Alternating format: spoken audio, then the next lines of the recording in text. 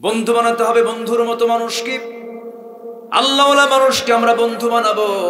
মুসলমানদের বন্ধু হবে তিনজন। সূরা মায়েদার 55 নম্বর আয়াত সবাই শোনেন। ইন্নামা ওয়ালিয়ুকুমুল্লাহু ওয়া রাসূলুহু ওয়াল্লাযীনা আমানুল্লাযীনা ইউকিমুনাস সালাহ ওয়া ইউতুনাস যাকাতা ওয়া হুম রাকিউন। জোরে বলুন আল্লাহু আকবার।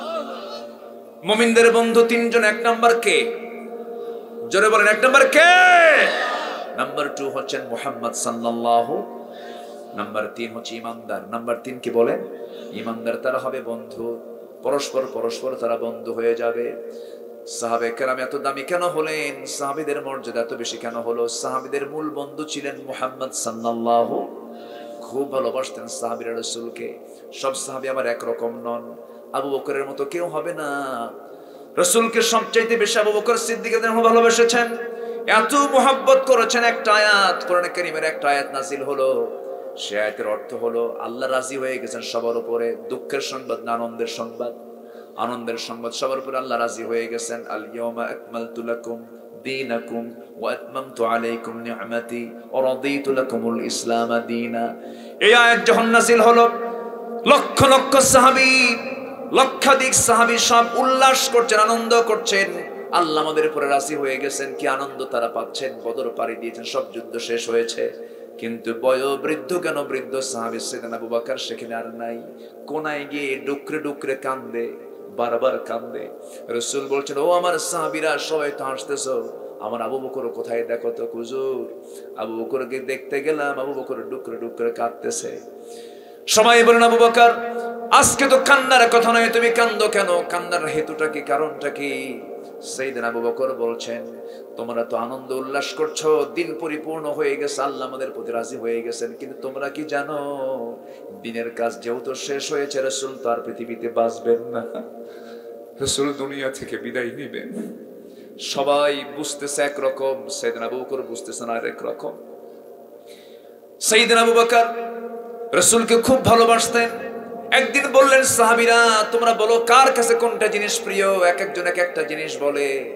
এবারে বলছেন, আবু বকর তোমার কাছে 3টা জিনিস প্রিয়। কি কি বলো? হুজুর আমার কাছে 3টা জিনিস প্রিয়। আন-নাযরু ইলাইক, আপনার দিকে তাকায় থাকা। ওয়াল জুলুস বাইনা ইয়াদাই, আপনার সামনে বসে থাকা।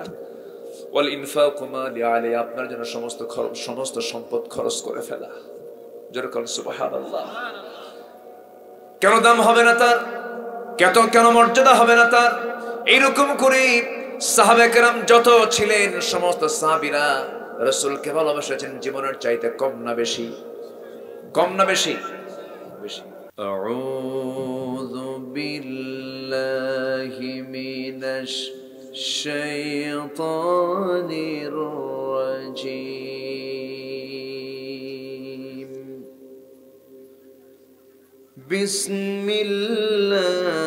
বিসমিল্লাহির রাহমানির রাহিম।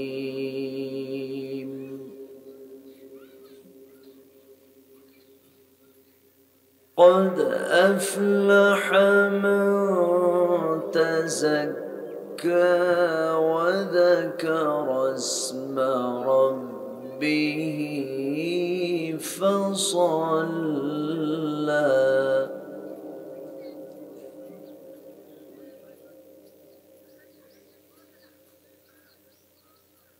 قد أفلح من تزكى وذكر اسم ربه فصلى. بل تؤثرون الحياة الدنيا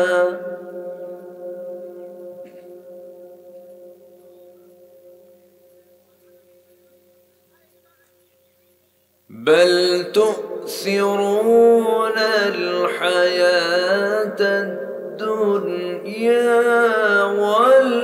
والآخرة خير وأبقى.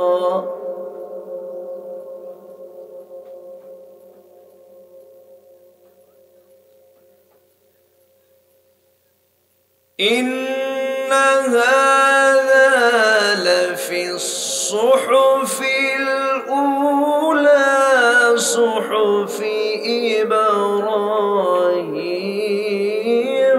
وموسى.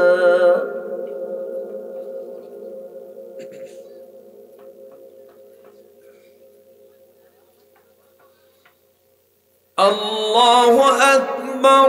بسم الله الرحمن الرحيم.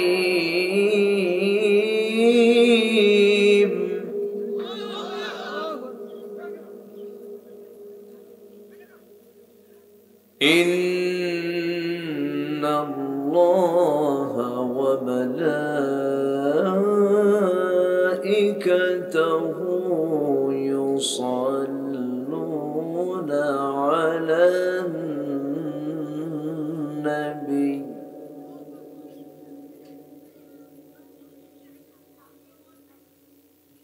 يا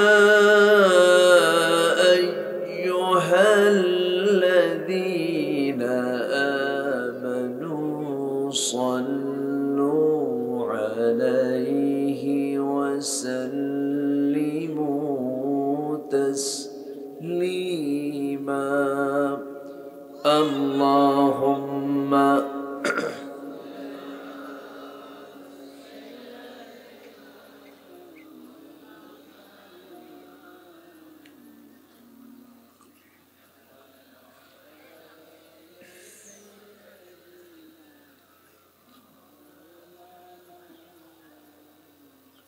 একটু মোহাব্বত দিয়ে নবীর প্রেমে মাতোয়ারা হয়ে জবান খুলে জোরালো কণ্ঠে দিলটা উজাড় করে সবাই বলুন আল্লাহুম্মা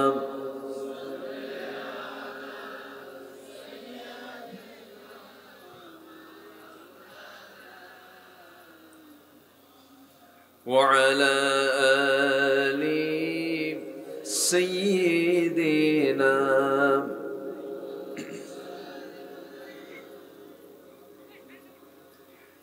সবাই বলুন বালাগাল উলা বিকামালিহি কাশাফাত তুজা বিজামালিহি হাসনাত জামিউ খিসালিহি।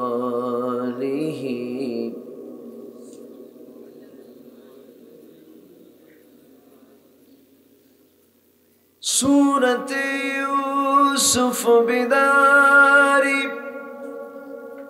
حكمة لقمان ما قارئ قرآن باري يهدي لساد مان ما بلغ العلا كشف التجى بجماله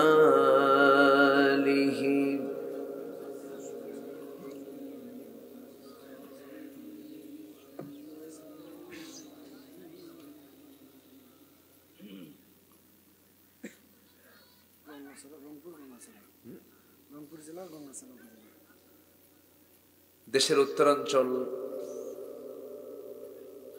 রংপুর জেলার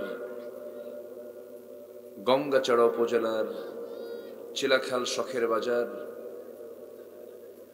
তরুণ যুব সমাজ মাহফিল ইন্তেজামি কমিটি কর্তৃক আয়োজিত দিনের বেলা অনুষ্ঠিত পঞ্চম বার্ষিকী তাফসীরুল কোরআন মাহফিল 2024 16 জানুয়ারিতে অনুষ্ঠিত আজকের এই মহৎ আয়োজনের সম্মানিত সুযোগ্য সভাপতি জনাব শাহাদত হোসেন, আজকের এই প্রোগ্রামের বরেণ্য অতিথি মাননীয় সংসদ, আজকের মাহফিলের বিশেষ আকর্ষণ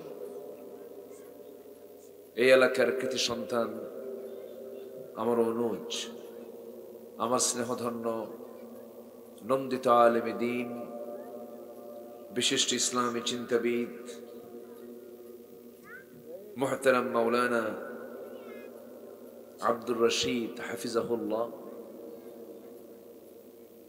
আজকের মাহফিল উপস্থিত হযরত উলামায়ে কেরাম, ফদলায়ে ইজম, সুশীল সমাজ, জাতির শ্রেষ্ঠ সন্তান, শিক্ষক মণ্ডলী, জাতির বিবেক, সাংবাদিক বৃন্দ, সামনে উপস্থিত, দূরে কাছের বিভিন্ন স্থান থেকে ছুটে আসা কালিমার ঝান্ডাবাহী, তাওহীদের পতাকাবাহী, দ্বীন ইসলামের নরসারদুল বীর মুজাহিদ, প্রাণ প্রিয় সম্মানিত দ্বীনী ভাইরা, আড়ালে বসে আছেন শ্রদ্ধেয়া সম্মানিতা মা বোনেরা।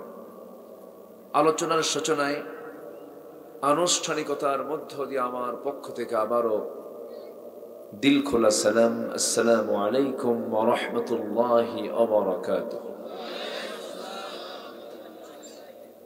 কেমন আছেন সবাই?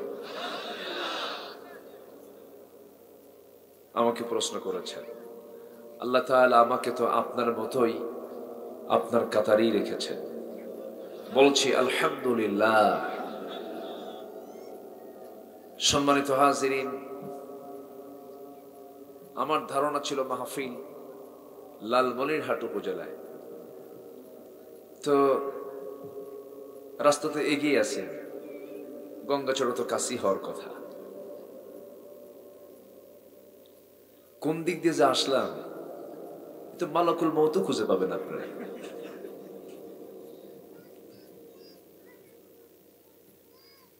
এখনো এই দুর্গম গিরি কান্তার মরু দুস্তর পারাবার, এখন এই সমস্ত দুর্গম পথগুলো এখনো আছে। কত কাজ পড়ে আছে আমার দেশে।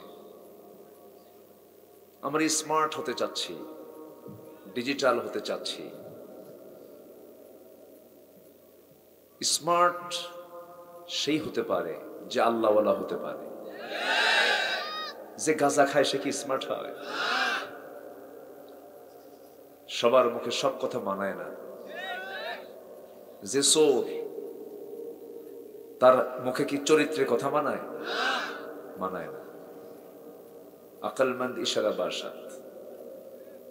বেশি কিছু বোঝার জন্য বেশি কিছু লাগে না, ইঙ্গিত দিলেই বোঝা যায়।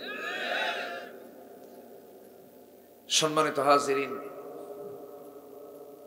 রংপুর কোথায় আর এটা কোথায়? আমি তো এটা ব্রেনে খেলতেছে না আমার।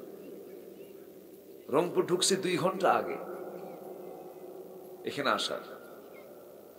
কোন দিক দিয়ে যেন চলে আসলাম। তবে আপনাদের এই চাঁদ মাখা মুখগুলো আল্লাহ তাআলা আমাকে দেখালেন, আমি আল্লাহর শুকরিয়া আদায় করছি, আলহামদুলিল্লাহ। এই অঞ্চলগুলো আরবিতে কোরআনে এক শব্দটা আছে, ফজ্জিল আমিক, মিন ফজ্জিল আমিক। প্রত্যন্ত অঞ্চলকে কোরআনের ভাষায় বলা হয় মিন ফজ্জিল আমিক, প্রত্যন্ত অঞ্চল। এটা যাই হোক, এই মাটির সাথে বরকত জড়িত আছে, আলহামদুলিল্লাহ বলেন। আমি আস্তে আস্তে বলবো, আসতে পেরেছি বলি আলহামদুলিল্লাহ। যতক্ষণ আছি আমাকে সময় দেবেন তো নাকি? আচ্ছা, শুনতে এসেছি আমরা শোনার জন্য না আমলের জন্য? আমল করতে কি বেশি ওয়াজ লাগে? শোনার জন্য বেশি ওয়াজ লাগে, আমলের জন্য কিন্তু বেশি লাগে না। সম্মানিত ভাইয়েরা, সম্মানিত বন্ধুগণ, যে কথাগুলো আমি বলবো, আমরা বসেছি শুধু শোনার নিয়তে না আমলের নিয়তে? আমলের নিয়তে আমরা শুনবো, তাহলে কাজে লাগবে। জোরে বলি ইনশাআল্লাহ। ওয়াজ শুনলো, চোখের পানি ফেললো, দোয়া করলো, আব্বা আম্মারে জান্নাতে পাঠায় দিয়া ফজরের সময় পানি ঠান্ডা, তাহলে তো কাম হলো না। ওযুর পানি ঠান্ডা যদি মনে করেন, তাহলে কি নামাজ হবে? না ওযু ছাড়া নামাজ হয়? হ্যাঁ, এরকম দরবারও কিন্তু আছে আমার দেশে। আবার বলে যে ওযু আর ভাঙবে কেন? পানি বের হলো, ওটাও পানি, আবার ওযু করবো, এটাও পানি। দেখছেন, তাও কয় ঠিক। ঠিক হয়েছে কেমনে? বলে ঠিক আছে।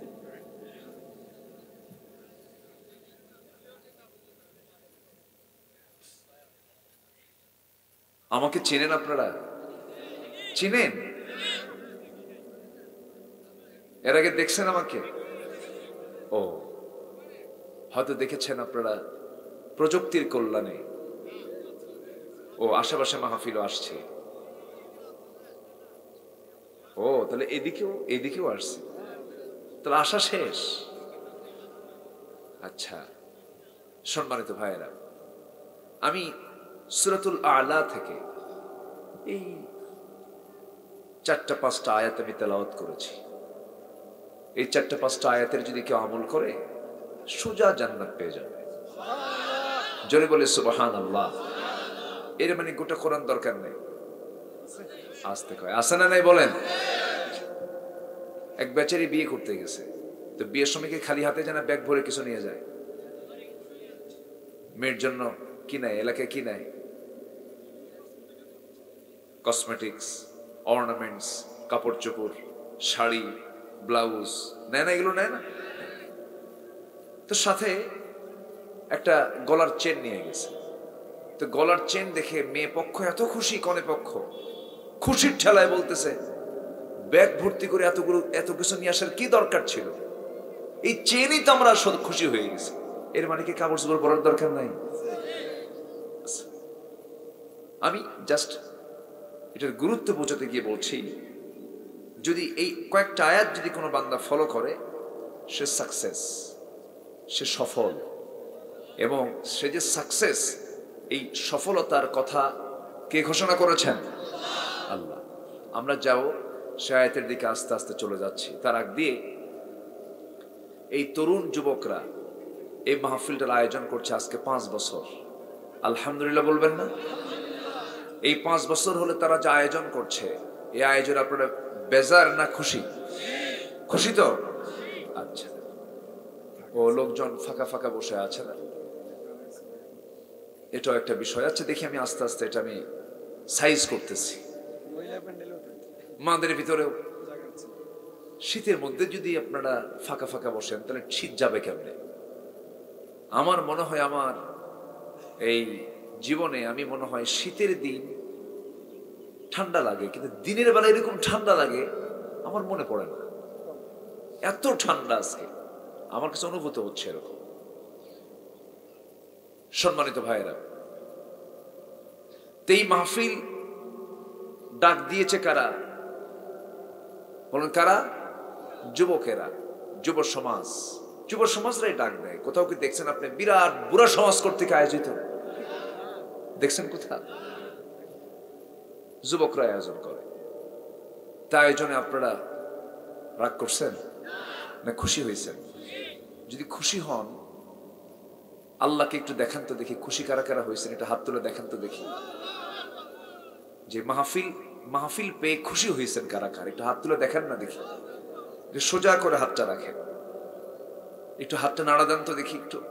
কি সুন্দর, মাশাআল্লাহ, ফুল বাগান, জান্নাতের বাগান, আলহামদুলিল্লাহ বলেন। একটু হাতটা খাড়া করে রাখেন তো দেখি, একটু সোজা করে রাখেন। হাতের আঙ্গুল কয়টা? এটা কি বিড়ি খাওয়ার জন্য? এই হাতের আঙ্গুলগুলো দিয়েছেন আল্লাহ তাআলা হারাম কোনো কাজের জন্য? কি সুন্দর করে হাতের আঙ্গুলগুলো আল্লাহ তাআলা বানিয়ে দিয়েছেন। এই হাতটা আমরা কোরআনের জন্য একটু খরচ করব। আমরা আজকে রাজি আছি না ইনশাআল্লাহ? হাতটা নামান। আমি একটু যে হাতগুলো উঠলো সে হাতের একটু খেদমত আমি চাচ্ছি। একটু ব্যাগ যাবে, ব্যাগের ভিতরে আমরা যা পারি আমরা, হাত উঠেছেন যিনি দিবেন তিনি। যদি কারো কাছে না থাকে কোনো দাবি নাই, থাকলে দিতে হবে, কম হোক আর বেশি হোক। যদি নাও থাকে, বিড়ি থাকলে বিড়িও দিবেন। কই ভলেন্টিয়াররা কই? হ্যাঁ, ভলেন্টিয়ার বাবা, যুবকরা, হ্যাঁ, যে যা পারি আমরা 2 থেকে 3 মিনিট সময় দিলাম। মাহফিলের সৌন্দর্য নষ্ট করা যাবে না। আমার মা বোনদের ভিতর থেকে যারা ভলেন্টিয়ার আছেন, মুরগির ডিম আর কি, এলাকায় মায়েরা কোন সম্পদের মালিক, যে যা পারি আমরা দিল থেকে দেব, নিয়ত করব। আগে কবুল করবেন কে? জিকির করি সুবহানাল্লাহ আলহামদুলিল্লাহ। দয়া করে কেউ সেনা টাকা দিবেন না, অচল টাকা দিবেন না।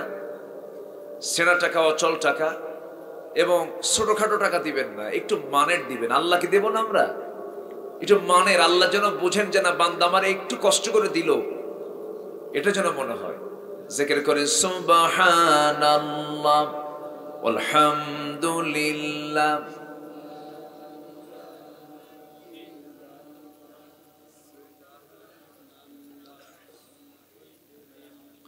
আরো জোরে সুবহানাল্লাহ আলহামদুলিল্লাহ লা ইলাহা ইল্লাল্লাহ সুবহানাল্লাহ।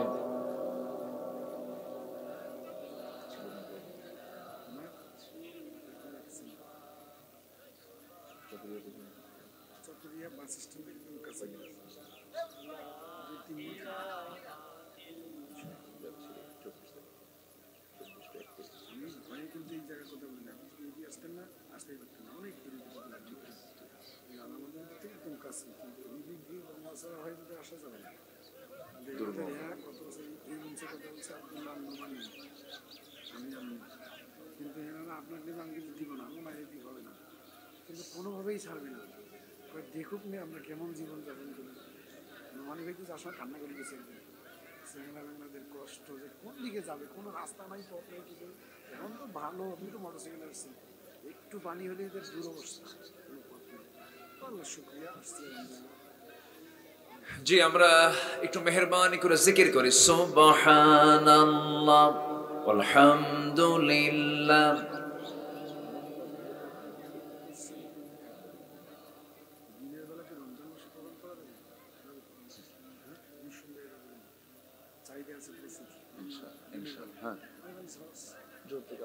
শেষ গত বছর 700 বসে রমজানে আপনার চাইলে প্রচুর, কিন্তু এই যে রেট মেলে না, মিলবেন এবার রমজানে শেষ হয়ে গেল সব সিলেট ছিল বেশ না বুঝি তো নাকি আমরা ছোট্ট মানুষ, তাই যে অবস্থা। আমরা বিশেষ করে এই চাদরগুলো গেল কই? আবার পেছন দিয়ে দৌড় মারলো না তো? কোথায়? এখানে নেওয়ার দরকার নাই, একটা জায়গায় করে আপনারা নির্দিষ্ট কর্তৃপক্ষের কাছে দিয়ে দেন। সবার আমানত, এটা বরকত। কিন্তু মাহফিল কমিটি যারা আছেন, এই যে সবার রুচি থেকে কিছু অংশ আপনাকে দিলেন, এটাকে বরকত মনে করবেন। যারা দিয়েছেন এটাও বরকত, তাই না? একসঙ্গে জমা হলো। আল্লাহ তুমি সবার, ওমান, উসমান রাদিয়াল্লাহু আনহুম, এই সমস্ত সাহাবীদের দানের সঙ্গে আল্লাহ তুমি কবুল করে নাও। জোরে বলি আল্লাহুম্মা আমিন। একটু জিকির করি লা ইলাহা। আর একটু আমরা চেপে চেপে বসি, শীতের দিন তো মজাও পাবেন, আর আপনি আরেকজনকে বসার সুযোগ দিবেন, সবটা আপনি ডাবল পেয়ে যাবেন। একটু আমার দিকে চেপে চেপে আসেন আর জিকির করেন লা ইলাহা। এই যে সামনের ফাঁকা জায়গা আছে, একটু মেহেরবানি করে একটু আগায় আসেন, জিকির করে লা ইলাহা সুবহানাল্লাহ আলহামদুলিল্লাহ। আরো জোরে লা ইলাহা সুবহানাল্লাহ আলহামদুলিল্লাহ। আরো জোরে সুবহানাল্লাহ আলহামদুলিল্লাহ লা ইলাহা। আরো জোরে লা ইলাহা লা ইলাহা ইল্লাল্লাহু মুহাম্মাদুর রাসূলুল্লাহ সাল্লাল্লাহু আলাইহি ওয়াসাল্লাম। সম্মানিত হাজিরিন, আর কথা না বলি, কথা বলাটা সুস্পষ্ট আদবের খেলাফ। এবং আমি আমার অনুজ, আমার স্নেহধন্য আব্দুর রশিদ যখন কথা বলছিলেন, আমি লক্ষ্য করেছি খুব ডিস্টার্ব ফিল হচ্ছিল তার। আশেপাশে একটু কথা হয়, ওই যে ওই কোনায় কথা হয়, কোনো কথা মাহফিলে বলা যাবে না, বলাটা কি জায়েজ না না জায়েজ? না জায়েজ, কোনো কথা বলা যাবে না। যদি কোরআন মাহফিলে শৃঙ্খলা ভঙ্গের যদি কোনো অভিযোগ ফেরেশতারা আল্লাহরে দেন, দুনিয়াতে শৃঙ্খলা ভঙ্গের মামলা হয় না, তো ফেরেশতারা যদি আল্লাহর কাছে মামলা দেয় জামিন হবে? খুব সাবধান, এটা কোরআনের মাহফিল। কিন্তু বসেন, আমি এমন সময় নেব না আপনার যেটা আপনার জন্য কষ্টের কারণ হবে, কিন্তু দরদ দিয়ে আমি প্রায় বলি এই কথা, ভাইরে আমলের নিয়তে শুনবো আমরা, জোরে বলি ইনশাআল্লাহ। যতটুকু শুনবো আমল করব তার চাইতে বেশি। সূরাতুল আলা থেকে আমি শেষ দিকের 14 থেকে 19 ছোট্ট ছোট্ট কয়েকটা আয়াত আমি তেলাওয়াত করেছি। আল্লাহ তাআলা এখানে কারা কারা সাকসেস, কারা সফল, তাদের কিছু গুণগত দিক তুলে ধরেছেন। আমার আগে খুবই গুরুত্বপূর্ণ কথা আমি শুনেছি বসে বসে, কোরআন মানলে পরে তাদের ফলাফল কি হতে পারে, কোন কোন বান্দার জীবনে বিপদ মুসিবত আসতে পারে, এই বিষয়ে খুবই সুন্দর করে সাইয়েদনা ইব্রাহিম আলাইহিস সালামের জীবন থেকে নিয়ে আম্বিয়া কেরামদের জীবন নিয়ে অনেক সুন্দর সুন্দর একদম গাঁথনি রেখে উদ্ভাবনী দিয়ে সুন্দর করে তিনি কথা বলেছেন। আমি শেষ ক্লাসে এসে, ভাঙ্গাচুরা মানুষ তো, গায়ে কোনো গোশত নাই, দেখেন না কি সুন্দর তার সুঠাম দেহ, আমার এক ঘুষি মারলেই তো আমি শীত হয়ে পড়ব। ওইদিকে তার আব্বা অত্যন্ত গর্বিত পিতার গর্বিত সন্তান, বাপকে পাশে রেখে কথা বলা, এটা বিশাল বড় একটা ভাগ্যের ব্যাপার, নসিব। তো তার আব্বার জন্য সবাই দোয়া করবেন, আল্লাহ যেন তার আব্বা জানকে দীর্ঘ হায়াত তাইয়্যিবা দান করেন। জোরে বলি আল্লাহুম্মা আমিন। বাপ আছে যার, রহমত আছে তার, বাপ নাই যার, দোয়া কবুল হওয়ার মানুষ নাই তার। এটা বড় রত্ন, বড় সম্পদ হচ্ছে মা বাবা। চলে গেলে বোঝা যায় যে মা বাপটা কত গুরুত্বপূর্ণ বিষয়। সবাই ফেলে রেখে চলে যায়, সবাই থুয়ে যায়, বাপ মা কখনো সন্তানকে থুয়ে যায় না। এটা বড় সম্পদ, এটিকে লালন করবো আমরা সবাই, জোরে বলি ইনশাআল্লাহ। সম্মানিত ভাইয়েরা, সূরাতুল আলা থেকে আমি আলোচনা শুরু করছি। কোরআন কার কথা? আসতে বলবেন না, কার কথা?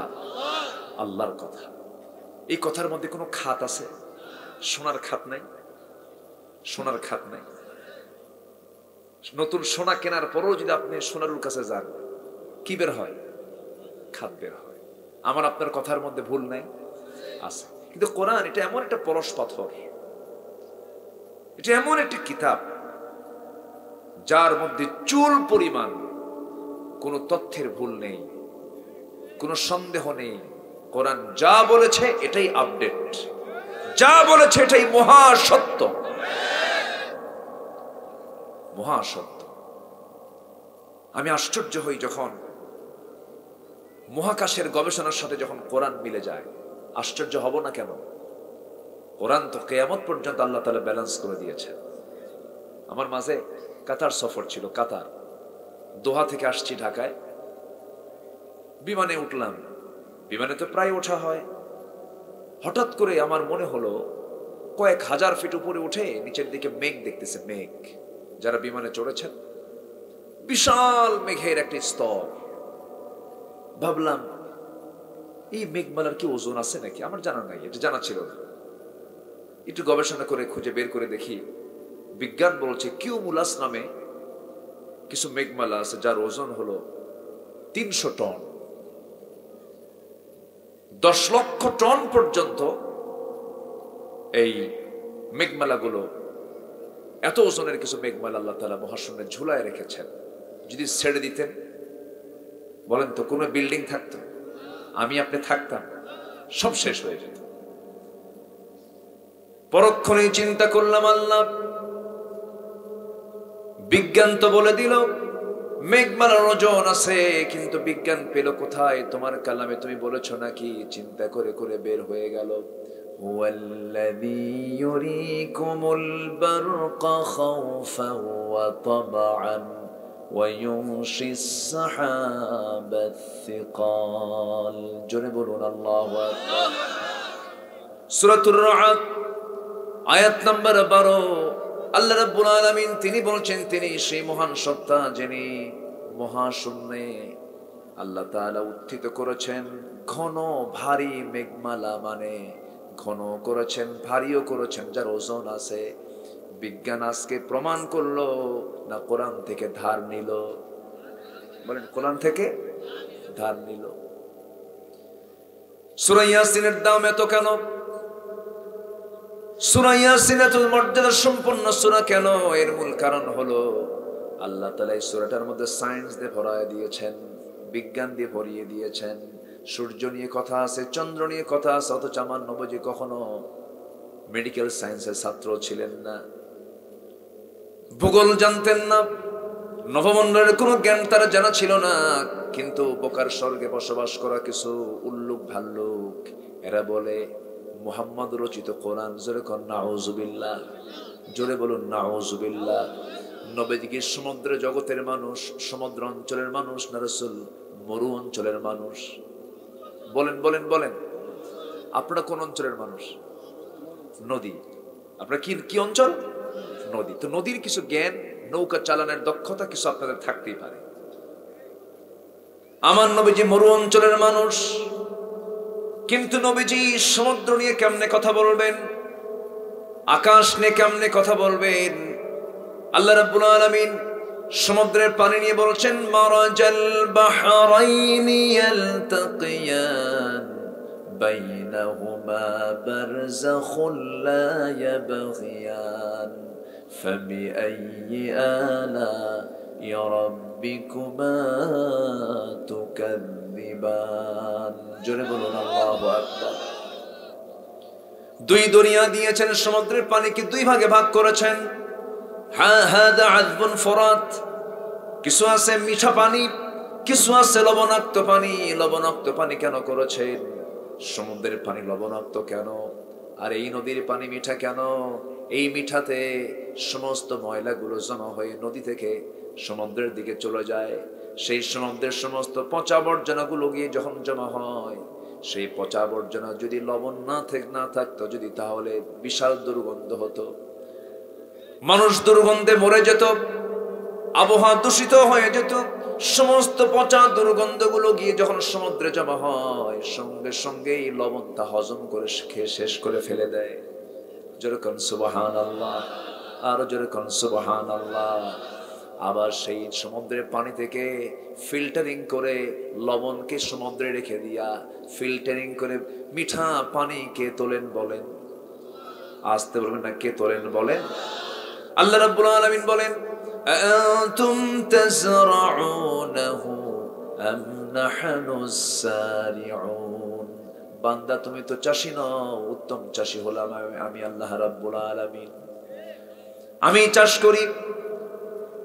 যদি আমি এমনটা করতাম, সমুদ্রের পানি ফিল্টারিং না করে যদি লবণ করে তুলতাম, তোমার ধুলাই মলিন জমিন ধুলাই থেকে যেত, সবুজ সবুজ জায়গাগুলো সব লবণ পানি পরে সব পড়ে যেত, শেষ হয়ে যেত।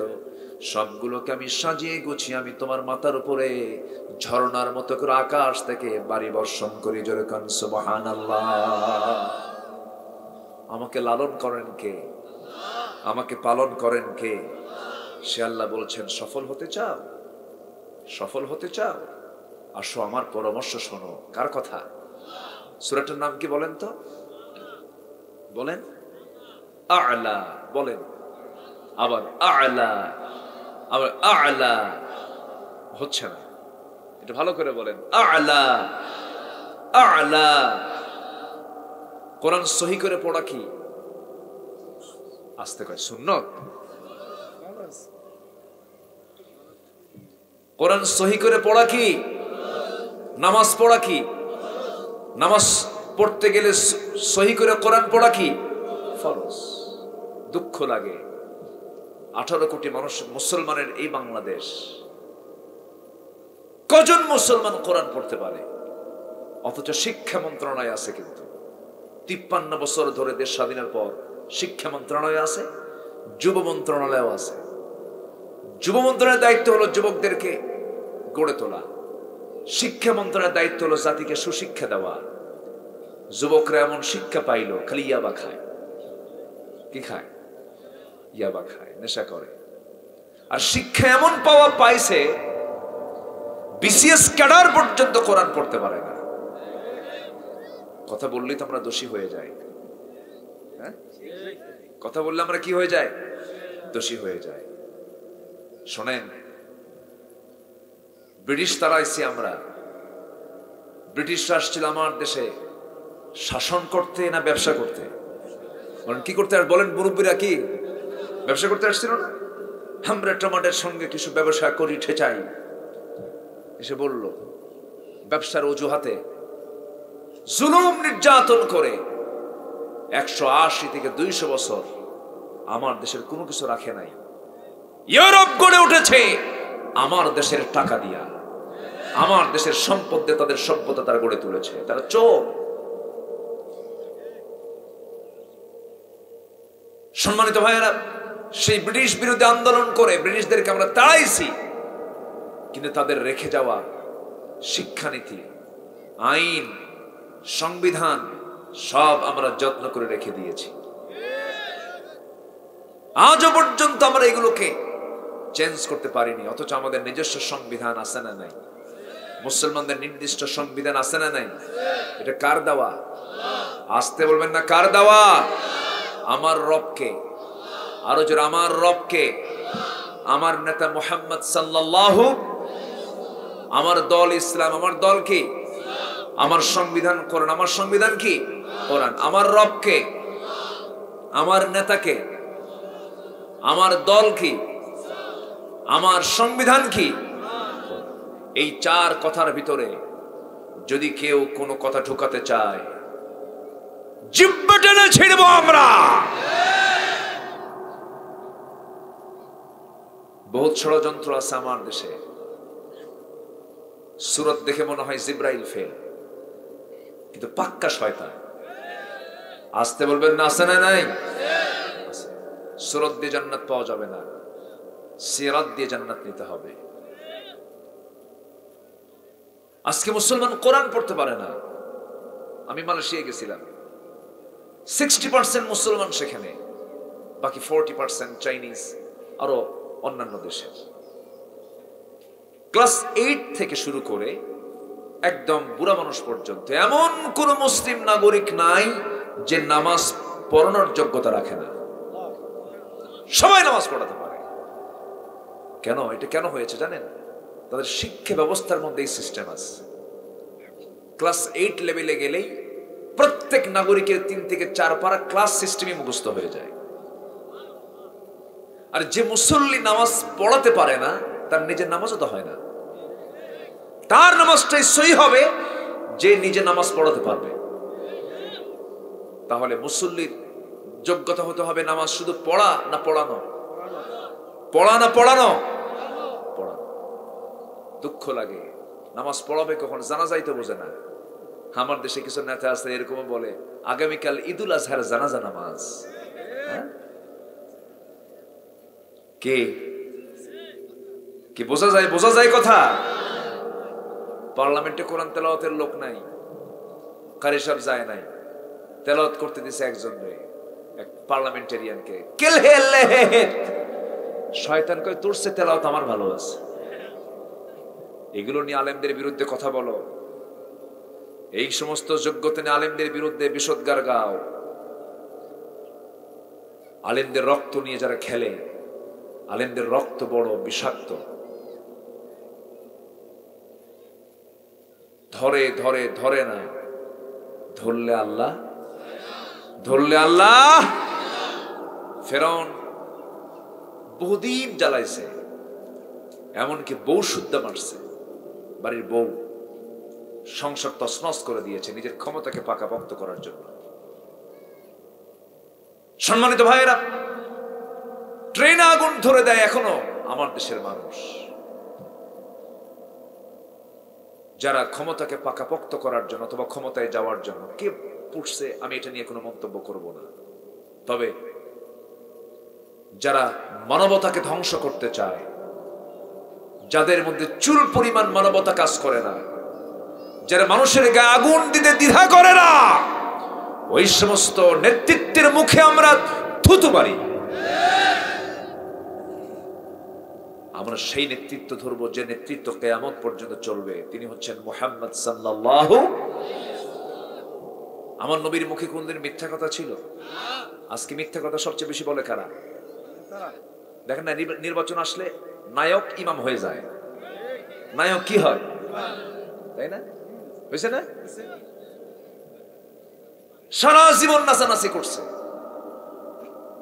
সারা জীবন এখনো নাচে। নির্বাচন আসছে, নায়ক ইমাম হয়ে গেছে। নায়ক কি হয়েছে? কম সম কথা, এটা বিশাল ব্যাপার। মাথায় টুপি দিয়ে দেখে মনে হয় একদম মনে আকাশ থেকে মনে ফেরেশতা নাজিল হয়েছে। এখন অভিনয় আমরা দেখাই না, আমরা সারা বছরই টুপি পরি। আমরা সপ্তাহে একদিন জুমার নামাজে যাই না, আমরা অভিনয় দেখাই না, আমরা 5 ওয়াক্ত নামাজে পড়ি। অভিনয় আমরা করি না। কষ্ট পাচ্ছেন? আলোচনা চালাই। এই পিছনে কথা বলে কারা? এই পিছনে কথা বলে কারা?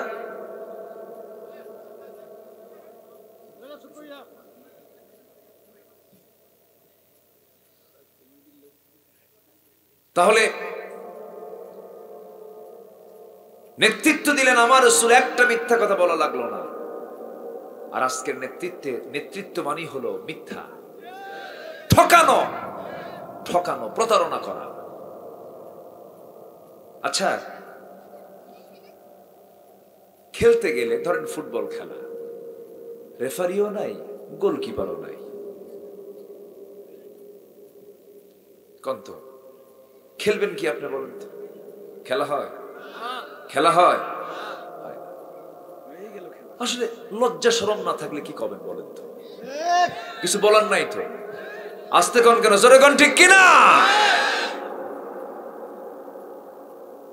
সম্মানিত ভাইয়েরা, একটু আমার দিকে তাকান। আমি দরদ নিয়ে কথা বলছি। আমি কিন্তু কোন দলের পক্ষ নিয়ে এসে আসি নাই। আমি আমার কোরআনকে সামনে রেখে আমি কথা বলতে চাচ্ছি। এ জাতি এরকমও দেখছে মরা দাদি ভোট দিয়ে গেছে, এটা বিশাল ব্যাপার তো। এরা মরা মানুষকে তাজা করে আনছে, এতে কম যোগ্যতা না, এটা বিশাল ব্যাপার। আমার দিকে তাকান। এগুলোকে সফলতা বলেন। আল্লাহ বলছেন সফল কারা? 2টা কাজ, 3টা কাজ আমরা শিখবো আজকে। জোরে বলি ইনশাআল্লাহ। 3টা কাজ করলে আমরা সফল। আমরা কি, এটা কি মোল্লার কথা না আল্লাহর কথা? আল্লাহর কথা। আল্লাহ রাব্বুল আলামিন বলেন قد أفلح من تزكى وذكر اسم ربه فصلى بل تؤثرون الحياة الدنيا والآخرة خير وأبقى إن هذا لفي الصحف الأولى صحف إبراهيم وموسى।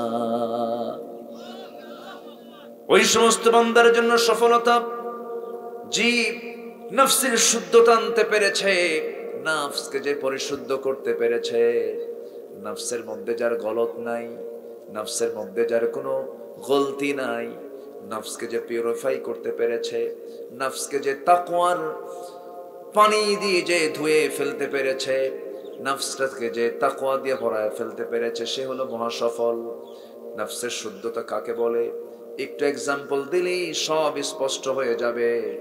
আমার বন্ধুগণ, আমাদের জন্য আমার নবীর পরে যারা মডেল তারা হচ্ছেন সাহাবায়ে কেরাম। তারা কি বলেন? সাহাবায়ে কেরাম। সাহাবীর মধ্যে 1 নম্বর সাহাবী তিনি কে বলেন? বলেন কে? মা তালাআতিশ শামসু লা গরাবাত। কোন সূর্যোদয় হয় নাই, অস্ত যায় নাই, তার মাথার উপর দিয়ে যে আবু বকরের চাইতে শ্রেষ্ঠ হতে পারে। সাইয়েদনা আবু বকরের কি তাকওয়া ছিল, কি তার মধ্যে পরহেজগারিতা ছিল। তিনি একজন ব্যবসায়ী ছিলেন। যেদিন খেলাফতের দায়িত্ব নিয়েছেন তার পরের দিন তিনি দোকানে চলে গেছেন, দোকানদারি করতেছেন। কোন এক কাস্টমার এসে বলছে, আবু বকর 6 মাস আগে তোমার কাছ থেকে কাপড়টা নিয়েছিলাম, পছন্দ হয় নাই, কাপড়টা ফেরত নিয়ে নাও, টাকাটা দিয়ে দাও। কাপড়টা ফেরত নিলেন, টাকাটা দিয়েই তিনি হাওমাও করে কাঁদেন।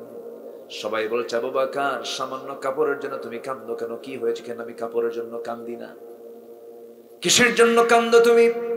সঙ্গে সঙ্গে তিনি বলছেন, এই বেচারির কাপড় পছন্দ হয় নাই, 6 মাস পর আমার কাছে কাপড়টা ফেরত দিয়ে চলে গেল, টাকাটা নিয়ে গেল। সে বুঝে নিল সবকিছু, কোনো সমস্যা নাই। কিন্তু আমি অধম আবু বকর দুনিয়া থেকে যখন বিদায় নেব, আল্লাহর সামনে যখন হাজির হব, আল্লাহ যখন বলবেন, আবু বকর এই যে তোর নামাজ, এই যে তোর রোজা, এই যে তোর দান, এই যে তোর জিহাদ, সবকিছু আমি দেখে পরখ করে দেখেছি, একটাও পছন্দ হয় নাই। আবু বকরের সমস্ত আমল তুই ফেরত নিয়ে নে। আমি তখন কি করব? আমি তখন কি করব? এই চিন্তায় পড়ে আমি কাঁদতেছি। কি ফিকির তাদের মধ্যে ছিল, কি চিন্তা তাদের মধ্যে ছিল। সর্বক্ষণ তারা খুঁজেছেন কাকে? আসতে বলবেন না, খুঁজে বের করেছেন কাকে? বলেন আল্লাহকে। যার দিল সর্বক্ষণ আল্লাহকে খোঁজার জন্য ব্যস্ত হয়ে পড়ে, সেই হলো মুজাক্কি, সেই হলো পরহেজগার, সেই হলো নফসের শুদ্ধতা অর্জনকারী। আমার বন্ধুগণ, এইরকম তীব্র শীতের ভিতরে গোটা রাত তীব্র শীত, সাইয়েদনা আলী 4 নম্বর খলিফা রাষ্ট্রের কম্বল পাশে, তিনি খালি গায়ে আছেন, কোনো কাপড় চোপড় তার গায়ে নাই। বলা হলো, আলী কম্বল পাশে তুমি খালি গায়ে থরথর করে কাঁপো কেন? একটা কম্বল গায়ে দাও। তিনি বলছেন, তোমরা জামাকে একটা কম্বল গায়ে দিতে বলছো, আমি একটা কম্বল আমার অংশে ভাগ পাবো, ঠিক আছে, কিন্তু কম্বলটা তো বিতরণ হয় নাই। আমি যে কম্বলটা এখন গায়ে দেব, সেই কম্বলটাই যে আমি ভাগে পাবো তার গ্যারান্টি কি? এই জন্য আমি কম্বল এখন নিতে পারবো না। সুবহানাল্লাহ বলবেন না? জোরে বলে সুবহানাল্লাহ।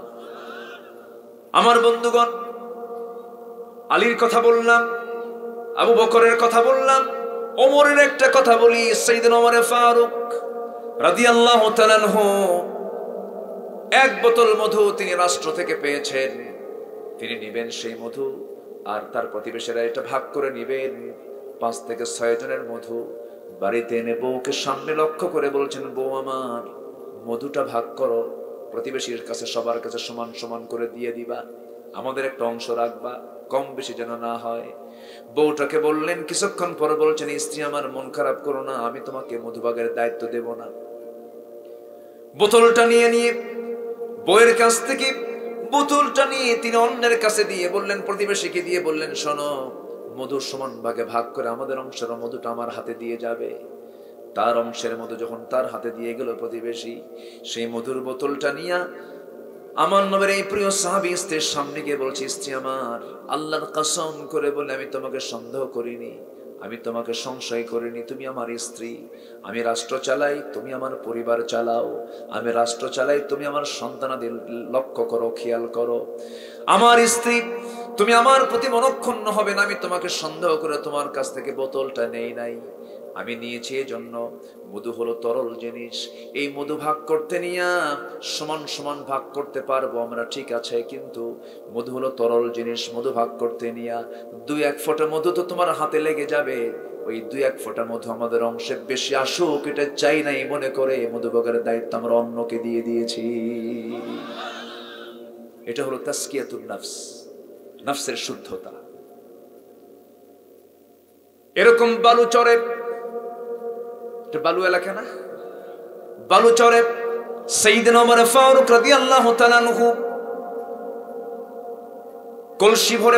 কলসি ভরে পানি আনতেছিলেন। পানি আনতে নিয়ে মাথায় ভরি তিনি কলসি ভরা পানি যখন আনতেছিলেন বাড়িতে, এমন সময় একজন প্রশ্নকারী এসে বলতেছে, আমিরুল মুমিনিন একটা প্রশ্ন আছে। কি প্রশ্ন? বলো। মাথায় কলসি রেখে কি প্রশ্ন করা যায় নাকি? এবার মাথার কলসিটা আস্তে করে তিনি হাঁটুতে রাখলেন, বলছেন, কি প্রশ্ন বলো। হাঁটুতে আরো বেশি কষ্ট হবে, আপনি নিচে রাখেন, তাহলে ইজিলি কথা বলা যাবে। তিনি বলেন, না, মাটিতে আমি কলসি রাখতে পারবো না, কারণ কলসির তলা হলো ভিজা আর মাটি হলো শুকনা। এই শুকনা মাটিতে যদি আমি ভেজা কলসির তলা যদি রেখে দেই কিছু মাটি কলসির তলার সঙ্গে লেগে যাবে, এতটুকু মাটি আমি যদি নিয়ে চলে যাই এইবার এই জমিওয়ালা কিয়ামতের দিন আমার বিরুদ্ধে মামলা দেবে, জবাব দিতে পারবো না। একটু আস্তে কোন সুবহানাল্লাহ। জান্নাত কি মামুর বাড়ির আবদার? পুকুর দখল, পুকুর কি দখল? দেশ দখল, লোপাট করতে করতে। আচ্ছা, দেশকে কৃষকরা কি পিছিয়ে দিয়েছে না এগিয়ে দিয়েছে? আচ্ছা, গার্মেন্টস শ্রমিকরা তারা কি শিক্ষিত না অশিক্ষিত? অশিক্ষিত। কৃষকরা তো অশিক্ষিত অধিকাংশ। শ্রমিক সারাদিন শ্রম দিয়ে দিয়ে কৃষি খাতকে, গার্মেন্টস খাতকে কত দূর এগিয়ে দিয়েছে। এদেশের পোশাক আমেরিকার মানুষ পরে। প্রবাসী সেই মালয়েশিয়া, কাতার, দুবাই, বাহরাইন এই সমস্ত দেশের বড় বড় মাল্টি স্ট্রেট, এই বিশাল বড় বড় বিল্ডিং এর অবদান হচ্ছে বাংলাদেশের শ্রমিকদের। কি পরিশ্রম গুলো করে, এত প্রখর গরম, প্রখর রোদের ভিতরে সাদা মানুষ কালো হয়ে যায়। সেই টাকাগুলো কষ্ট করে রেমিটেন্স গুলো দেশে পাঠায়। প্রবাসী অশিক্ষিত, শ্রমিক অশিক্ষিত, কৃষক অশিক্ষিত। এই অশিক্ষিত শ্রেণীগুলো দেশকে এগিয়ে দিচ্ছে, কিন্তু দেশকে পিছিয়ে দিচ্ছে, দেশকে শেষ করে দিচ্ছে কারা? কিছু কলমের খোঁচা দিয়া শিক্ষিত নামের কলঙ্কগুলো দেশ থেকে টাকাগুলো পাচার করে ফেলছে, ঠিক কিনা? আমার দেশে কোনো অভাব নেই, আমার দেশে কোনো অভাব নেই। আমার দেশে অভাব হলো স্বভাবের অভাব। কিসের অভাব? স্বভাব। ভালো স্বভাব নাই। আমার দেশে কোনো কিছুর সংকট নেই, শুধু সংকট হলো সৎ যোগ্য নেতৃত্বের সংকট। আপনার কাছে কেউ আসলেই আগে প্রশ্ন করবেন, তোর নফস ঠিক কর, তাসকিয়াতুন নফস ঠিক কর, নফসের শুদ্ধতা আগে আন। হাজী সাহেবকে হাজী সাহেব না বললে মন খারাপ করে, আছে না? আমি নিজের কানে শুনেছি, লোকটা মারা গেছেন, বললেই চিনবেন আপনি, তার ভিডিওটা এখনো আছে। তার নাম বলা হলো যে এই এই এই এই দিস বলে হাজিটা বাদ পড়ছে। এই নামের মধ্যে এত কিছু বললে হাজি বলল না কেন? কি কথা কি বুঝতেছেন আপনারা? ওর নফস ঠিক আছে। সূর্য পৃথিবী থেকে 13 লাখ গুণ বড়, এমনি একটা আন্দাজে কয়, আমার কাছে মনে হয় 13 লাখ গুণ বড়। এক্সাক্ট বলা মুশকিল। ওই সূর্যের চাইতে আবার বেটেলজুইস, সুপারনোভা, আড্ডা নামে কিছু তারকা আছে। সেই তারকাগুলো সূর্যের চাইতে 33 কোটি গুণ বড় এক একটা তারকা। এক একটা তারকা যদি সূর্যের চাইতে 33 কোটি গুণ বড় হয়, আকাশ আল্লাহ তাআলা একটা তারকা নয় অসংখ্য তারকা দিয়ে আকাশটাকে সাজিয়েছেন। যেরকম সুবহানাল্লাহ। চাঁদের দেশে মানুষ গেছে, যায় নাই? চাঁদের দেশে যে আজান শুনে কালিমা পড়ে মুসলমান হয়ে গেছে। মঙ্গল গ্রহে গেছে মানুষ, মানুষ চিন্তা করছে চাঁদও দেখলাম, মঙ্গল গ্রহ দেখলাম। মানুষ যদি চিন্তা করে একটু তারকার দেশে যাব, তারকার দেশ দেখবো আমি। পৃথিবীর সবচেয়ে নিকটবর্তী তারকার দেশ হলো প্রক্সিমা সেন্ট্রাই। প্রক্সিমা সেন্ট্রাই যদি কেউ যেতে চায়, এই দুনিয়ার কোনো যানবাহন নিয়ে গেলে হবে না। ওই নভমণ্ডলে যাওয়ার জন্য, সেই তারকার দেশে যাওয়ার জন্য লাগবে হলো নভোযান।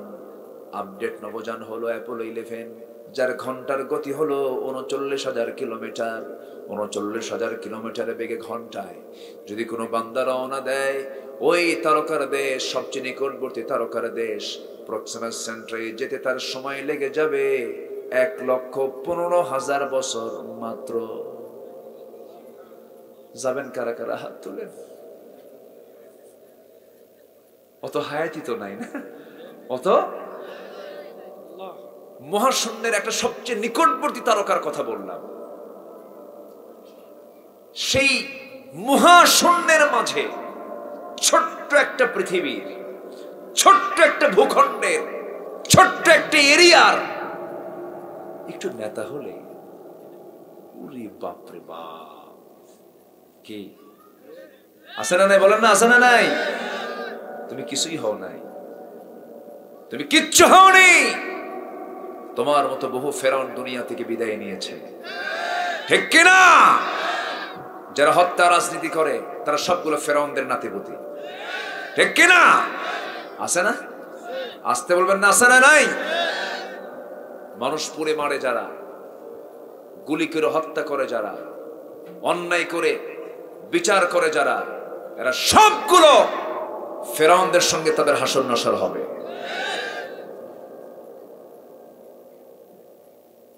অনেক কথা আছে, একটা বললাম কেবল। নফসকে আমরা শুদ্ধ করব। নফস ঠিক, নফস ঠিক, সব ঠিক। এটা ঠিক নাই, কোনো কিছুই ঠিক নাই। এটা হাদিস আছে না? আছে। আলা ইন্না ফিল জাসাদি লামুদগাতান ইযা সালুহাত সালুহাল জাসাদু কুল্লু ওয়া ইযা ফাসাদাত ফাসাদাল জাসাদু কুল্লু আলা ওয়া হিয়াল কলব।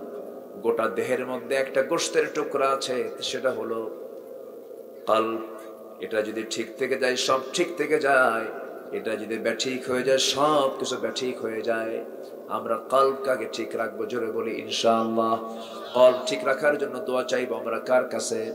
ইয়া মুকাল্লিবাল কুলুব সাব্বিত কলবি আলা দীনিক, ইয়া মুকাল্লিবাল কুলুব সাব্বিত কলবি আলা দীনিক। আমার নবীজি এমন করে ঘন ঘন দোয়া করেছেন, ঘন ঘন আল্লাহর কাছে চেয়েছেন। আমরা আল্লাহর কাছে চাবো, কারণ আমার অন্তরটা আল্লাহর কাছেই তো চাইতে হবে ঠিক রাখার জন্য। আমরা যেমন সূরা নাসের মধ্যে বলি, সবাই বলেন আল্লাযী ইওয়াসফিসু ফি সুদুরিন নাস, সবাই বলেন আল্লাযী ইওয়াসফিসু ফি কুলুবিন নাস। কুলুবিন নাস, সুদুরিন নাস। কুলুবিন কেন হলো না? কলব হলো ভিতরেরটা, সদর হলো কলবের দরজা। শয়তান কখনো কলবের মধ্যে ঢোকে না। শয়তান কলবের উপরের দরজা সদরে গিয়ে ধাক্কা মারে। কলবটা আল্লাহ চালান, এই জন্য আল্লাহকে আমরা বলি ইয়া মুকাল্লিবাল কুলুব সাব্বিত কলবি আলা দীনিক। এই জন্য আল্লাহর কাছে আমরা বলবো, আল্লাহ আমার কলবটা তোমার দ্বীনের দিকে আল্লাহ তুমি আল্লাহ ঝুঁকে দাও। জোরে বলি আল্লাহুম্মা আমিন, আরো জোরে আল্লাহুম্মা আমিন। আমার বন্ধুগণ, এক নম্বর হলো তাসকিয়াতুন নফস। সুন্দর করে নফসের শুদ্ধতা আনবো।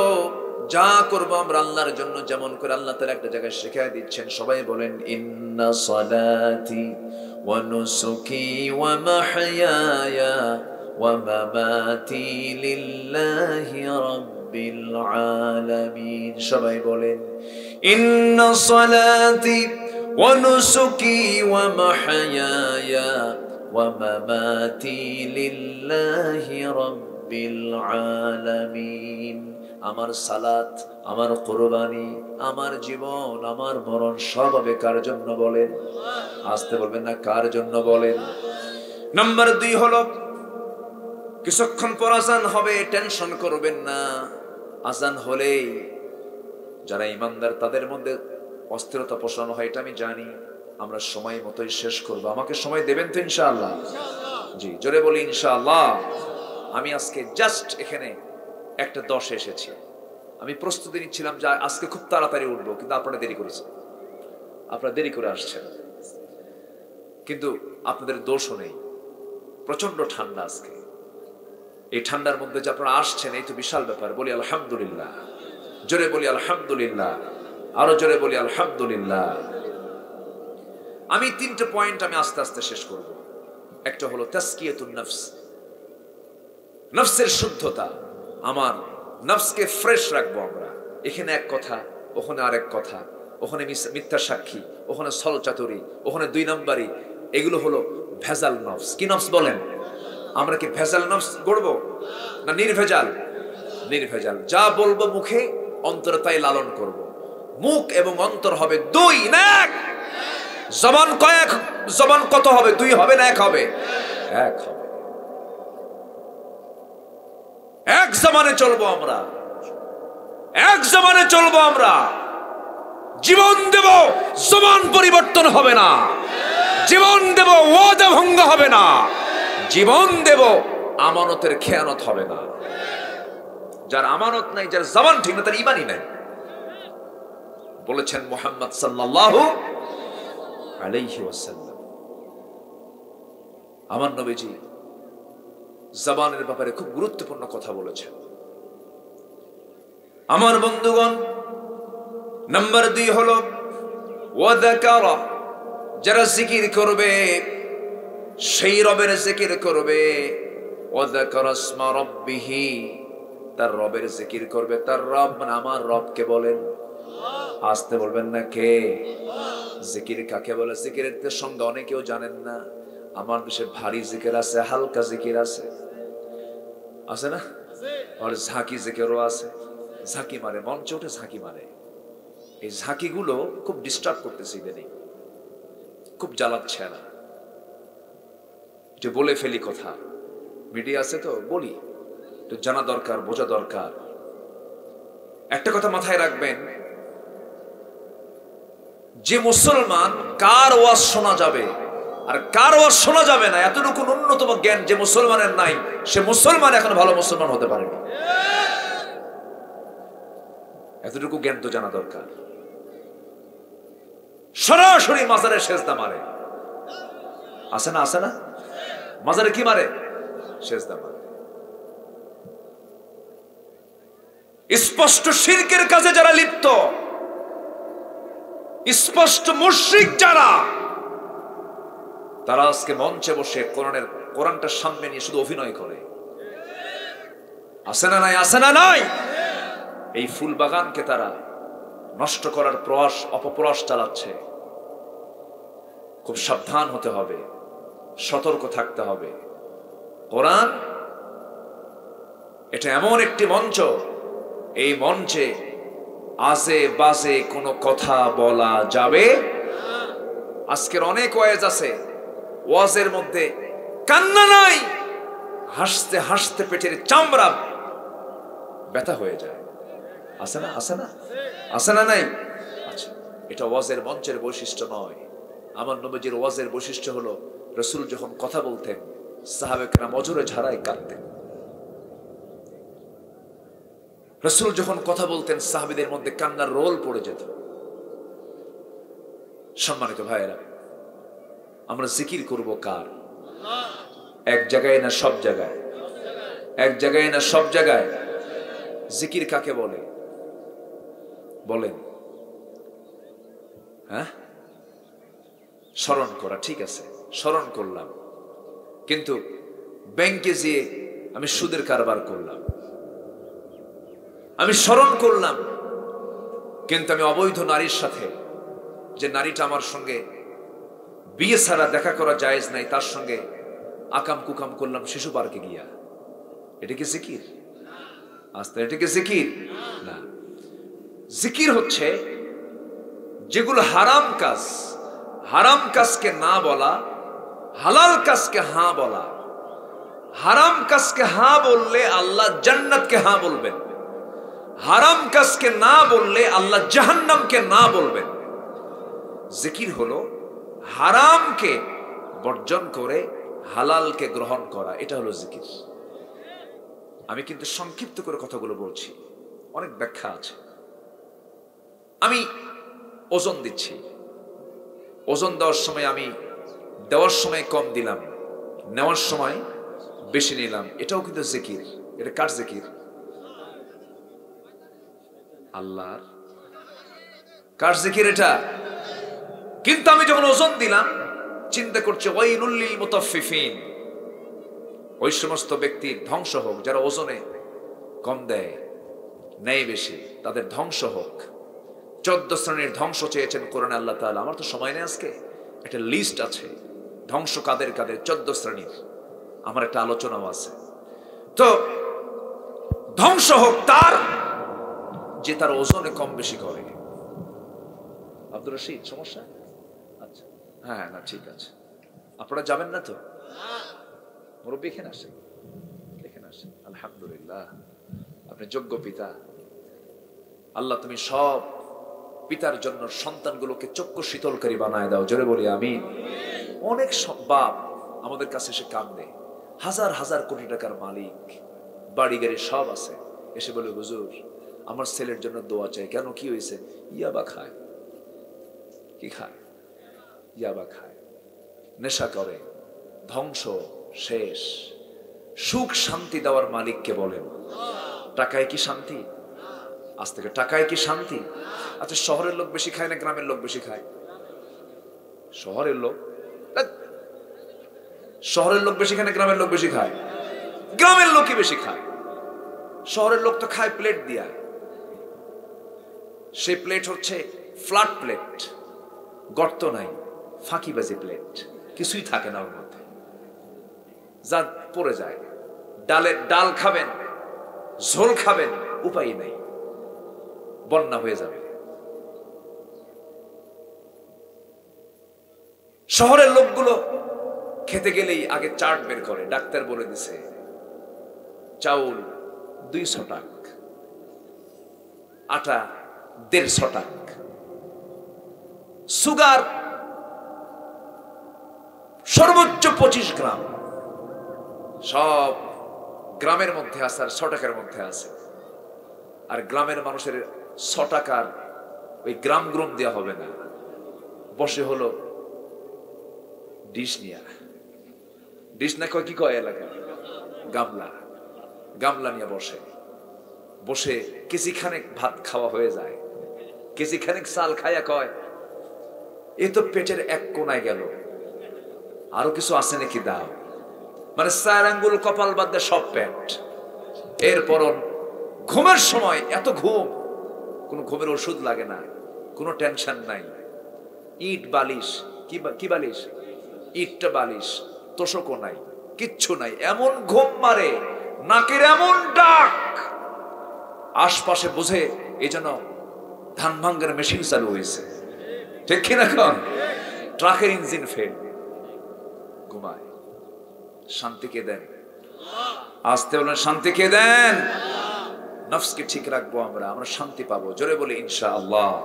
কাউকে ঠকাবো না, কথায় ঠকাবো না, কাজে ঠকাবো না। ঠকাবো আমি ঠকে যাব। এটা হলো তাসকিয়াতুন নফস। জিকির মানে আমরা বুঝলাম, জিকিরের ধারণা আমরা পেলাম। জিকির মানে হলো হারামকে না বলা, হালালকে হ্যাঁ বলা, কোনো হারামের কাছে যাব না, হালাল ভিত্তিক জীবন যাপন করব। আমার বন্ধুগণ, রাসূল বলেছেন, এক সাহাবী রাসূলকে প্রশ্ন করলেন, ইয়া রাসূলুল্লাহ, আমাকে অল্প কিছু আমল দেন, আমি জান্নাত পেতে চাই। আমার রাসূল তাকে হতাশ করলেন না। রাসূল বললেন, সাহাবী, জান্নাত যদি পেতে চাও তুমি কি আমল করবে বলো। হুজুর, ইদা সাল্লাইতুল মাকতুবাত, আমি যদি 5 ওয়াক্ত নামাজ পড়ি, অসন্ত রমাদান, রমজান মাসে রোজা রাখি, ওয়াহলালতুল হালাল, হালালকে হালাল জানি, হালাল জীবন গ্রহণ করি, ওয়াহারামতুল হারাম, হারামকে হারাম জেনে হারামকে বর্জন করি, আদখুলুল জান্নাত ইয়া রাসূলুল্লাহ, আমি কি জান্নাত পাবো নাকি? রাসূল বললেন, নাম নাম, তুমি অবশ্যই জান্নাত পাবে। সাহাবী আবার উত্তর দিচ্ছেন, ওয়ালাম ইয়াজিদ আলা যালিকা শাইআন, হে রাসূল, এই 4টা কাজের বাইরে আমি কোনো কাজ করব না। জোরে কোন সুবহানাল্লাহ। এই 4 কাজের মধ্যে সব কাজ আছে না নাই? আসতে বলবেন না, আছে না নাই? হালাল ধরা আর হারাম ছাড়া মানে কি সব কাজ তো চলে আসলো। আমার বন্ধুগণ, নাম্বার 3 হলো ফাসাল্লা, যারা নামাজ পড়বে। নামাজের ব্যাপারে আল্লাহ রাব্বুল আলামিন সবচেয়ে কড়া কথা বলেছেন। বান্দা জাহান্নামে যাওয়ার যতগুলো কারণ আছে এর মধ্যে 1 নাম্বার কারণ হলো নামাজটা ছেড়ে দেওয়া। আমার দেশে 18 কোটি মুসলমান, আজকে সবচেয়ে বড় অপরাধ কোনটা করে বলেন? বলেন। আমার দেশে মসজিদ বেশি না মুসল্লি বেশি? বলেন, মুসল্লি বেশি না মসজিদ বেশি? কিন্তু কি বেশি হওয়া দরকার ছিল? ফজর নামাজে মুসল্লি নাই, ফজর নামাজে দেখা যায় 3 জন মুসল্লি মোটে, ইমাম, মুয়াজ্জিন আর খাদেম। একটা আদর্শ গ্রামের বৈশিষ্ট্য কি? এই যুব সমাজরা আছে নাকি মাহফিলে? যুব সমাজ কই? যুব সমাজরা আছে? আছে তো? মাহফিল করবা, নামাজ পড়বা না, মাহফিল করার দরকার নাই। আসতে কোন কেন? যতগুলো যুবকরা আজকে মাহফিলের ডাক দিয়েছে, এই যুবকরা যদি মসজিদে যাওয়া শুরু করে, এই গ্রামে বিপ্লব ঘটে যাবে।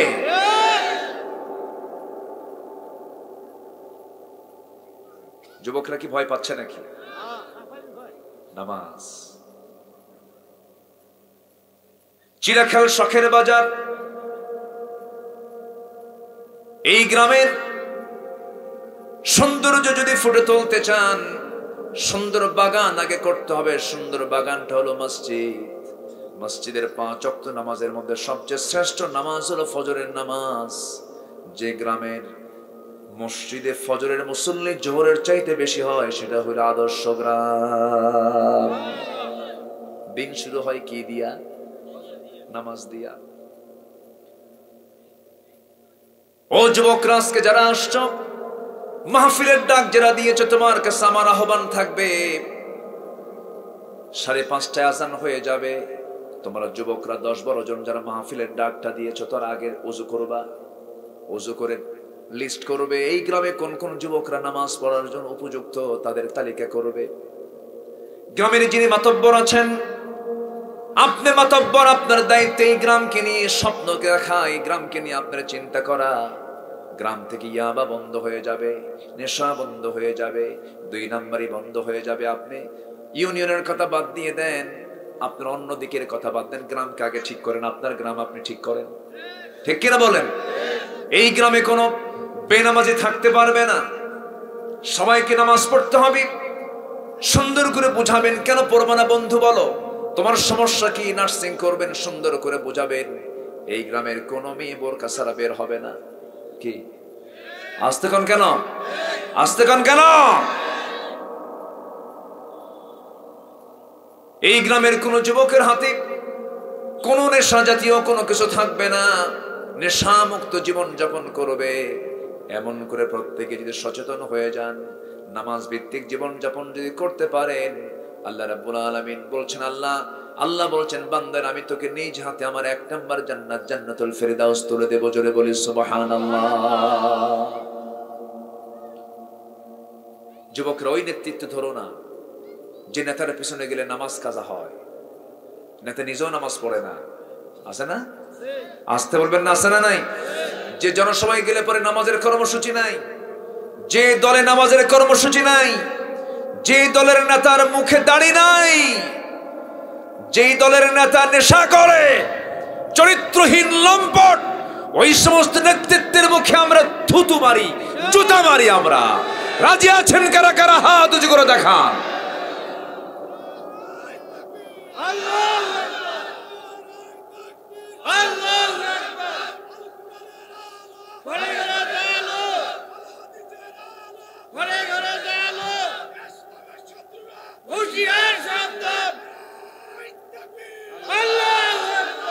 আল্লাহ কবুল করুন। জোরে বলি আমিন। আরো জোরে আমিন, আরো জোরে আমিন। নামাজ কি বাদ দেওয়া যাবে? নামাজ পড়া কি? নামাজ কার হক? আসতে বল, নামাজ কার হক? যেই নামাজ না পড়লে সবচেয়ে বড় অপরাধ আল্লাহর কাছে। দুঃখ লাগে, কত আইন পাশ হলো, এই পর্যন্ত এই নামাজের আইন কেউ পাশ করেনি। ঠিক কি না? নামাজের আইন কেউ পাশ করছে? 53 বছর চলে গেল, কত অধিবেশন হলো, নামাজের বিল কেউ টানে না। কারণ নামাজের বিল টানলে তাদের নেতাগিরি চলে যাবে। বড় বড় মদের বোতল পাবে না, দুষ্টমি ফাইজলামি করতে পারবে না। আমার ভাইয়েরা, নামাজটাকে আমরা রেগুলার করব। আমার নবীজি 1 ওয়াক্ত নামাজ ছেড়েছেন এমন কোন প্রমাণ কেউ বলতে পারবেন না। নবীজির জীবনে 1 ওয়াক্ত নামাজ কাজা হয় নাই। নবীজি সময় মতো নামাজ পড়েছেন। যে বান্দা সময় মতো নামাজ পড়তে পারবে, ইন্নাস সালাতা কানাত আলাল মুমিনিনা কিতাবান মাওকুতা, সময় মতো যে বান্দা নামাজ পড়বে, আল্লাহ তার জন্য স্পেশাল জান্নাত রেখে দিয়েছেন। সময় মতো নামাজ, পিতামাতার খেদমত করা, জিহাদ ফি সাবিলিল্লাহর কাজ করা। এক সাহাবী এসে বলছেন, ইয়া রাসূলুল্লাহ, আপনি আমাকে একটু বলে দেন 3টা প্রিয় কাজ আল্লাহর কাছে কি? রাসূল বলেন, 3টা প্রিয় কাজ, 1 নাম্বার হলো আসসালাতু আলা ওয়াক্তিহা, সময় মতো নামাজ পড়া। নাম্বার 2 হলো বিররুল ওয়ালিদাইন, পিতামাতার সঙ্গে সুন্দর আচরণ করা। নাম্বার 3 হলো জিহাদ ফি সাবিলিল্লাহ, যেরকম আল্লাহু আকবার। তবে হ্যাঁ, আল্লাহ তাআলা বান্দার জন্য কঠিন না, তিনি আবার বান্দার জন্য সহজ। সফরে আসো, 4 রাকাতকে আমি তোমার জন্য 2 রাকাত করে দিলাম। দাঁড়িয়ে পারো না, বসে করে দিলাম। বসে পারো না, শুয়ে পড়ো, তাও করে দিলাম। ওযুর পানি সমস্যা, তায়াম্মুম করে, তাও করে দিলাম। তোর জন্য কষ্ট না হয় বান্দা, সব আমি তোর জন্য ইজি করে দিয়েছি। বান্দা নামাজ ছাড়িস না, সিজদা দে, তুই আমার কাছে সারেন্ডার কর। ভালো লোকের সঙ্গে সংস্পর্শ গড়ে তুলবেন, খারাপ লোকের সঙ্গে বন্ধুত্ব করবেন না। ভালো বন্ধু যদি নির্বাচন করতে পারেন, কিয়ামতেও সেই বন্ধু আপনার কাজে লাগবে। ধরুন একজন ভালো আলেমের সঙ্গে আপনার সম্পর্ক করলেন, সে আলেমটা জান্নাতে হতে চলে গেল। আল্লাহ ওই বান্দা, ওই জান্নাতি বান্দাকে ডাক দিয়ে বলবেন সেদিন, ও জান্নাতি বান্দা শোন, একা একা জান্নাতে যাবি কেন? তোর কি দুনিয়ার কোনো বন্ধু বান্ধব ছিল না? কে আছে আল্লাহ, আমি তোকে আজকে শুধু একা জান্নাত দেব না, তোর কারণে তোর বন্ধুদেরকেও আমি জান্নাতের সুযোগ দিয়ে দিলাম। গাঁজাখোর বন্ধু না, কি কথা কি বোঝা যায়? বন্ধু বানাতে হবে বন্ধুর মতো মানুষকে, আল্লাহওয়ালা মানুষকে আমরা বন্ধু বানাবো। মুসলমানদের বন্ধু হবে 3 জন। সূরা মায়েদার 55 নম্বর আয়াত, সবাই শোনেন। ইন্নামা ওয়ালিয়ুকুমুল্লাহু ওয়া রাসূলুহু ওয়াল্লাযীনা আমানুল্লাযীনা ইউকিমুনাস সালাহ ওয়া ইউতুনাস যাকাতা ওয়া হুম রাকিউন। জোরে বলুন আল্লাহু আকবার। মুমিনদের বন্ধু 3 জন। 1 নাম্বার কে? জোরে বলেন, 1 নাম্বার কে? নাম্বার 2 হচ্ছেন মুহাম্মদ সাল্লাল্লাহু। নাম্বার 3 হচ্ছে ইমানদার। নাম্বার 3 কি বলেন? ইমানদার। তারা হবে বন্ধু, পরস্পর তারা বন্ধু হয়ে যাবে। সাহাবে কেরাম এত দামি কেন হলেন? সাহাবীদের মর্যাদা এত বেশি কেন হলো? সাহাবীদের মূল বন্ধু ছিলেন মুহাম্মদ সাল্লাল্লাহু। খুব ভালোবাসতেন সাহাবীরা রাসূলকে।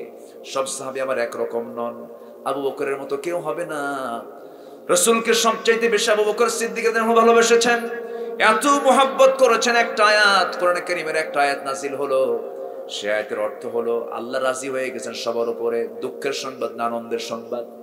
আনন্দের সংবাদ, সবার উপরে আল্লাহ রাজি হয়ে গেছেন। আল ইয়াউমা আকমালতু লাকুম দীনাকুম ওয়া আতমামতু আলাইকুম নি'মাতি ওয়া রাদিতু লাকুমুল ইসলাম দীনা।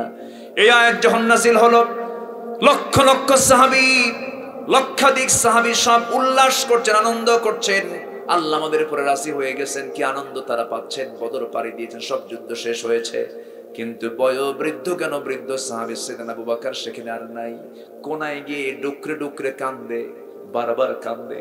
রাসূল বলছেন, ও আমার সাহাবীরা, সবাই তো হাসতেছো, আমার আবু বকর কোথায়? দেখো তো হুজুর।